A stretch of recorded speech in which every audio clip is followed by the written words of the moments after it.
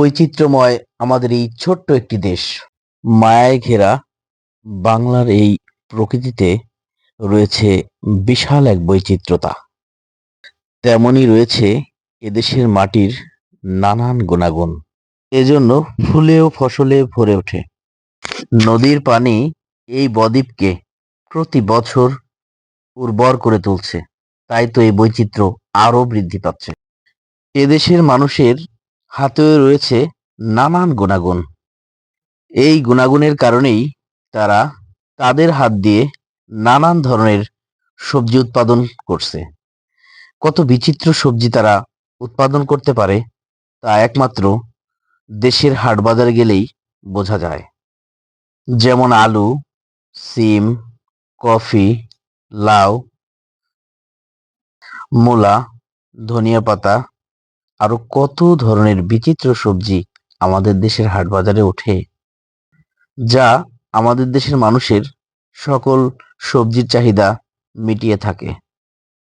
শুধুই আমাদের দেশের চাহিদাই মিটায় না, এই সবজি আমাদের দেশের মানুষের চাহিদা মেটানোর পর বিদেশেও রপ্তানি করা হয়, যার মাধ্যমে এদেশ প্রচুর বৈদেশিক মুদ্রা অর্জন করে থাকে।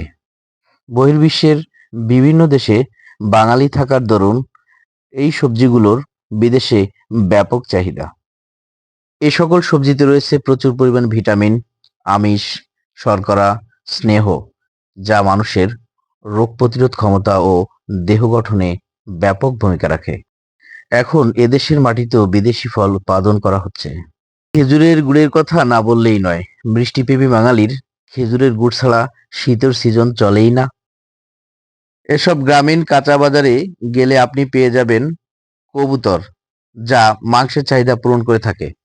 আরো পেয়ে যাবেন পেতিহাঁস, রাজাহাঁস এবং অন্যান্য মাংসজাত প্রাণী, যা মাংসের চাহিদা পূরণ করে থাকে এবং খুবই পুষ্টিকর ও উপাদেয়। এসব হাঁস মুরগি আমাদের দেশের মাংসের প্রায় 50% চাহিদা পূরণ করে থাকে। এসব গ্রামীণ হাট বাজারে পেয়ে যাবেন কম দামে খোলা তেল।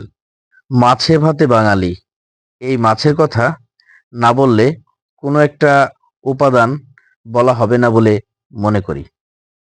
বন্ধুরা, আমি তোমাদের কথা দিয়েছিলাম একটি ব্লগ ভিডিও করব চা খাওয়া শেষে, সেই ভিডিওটা কিন্তু আজ তোমাদের আমি দিলাম।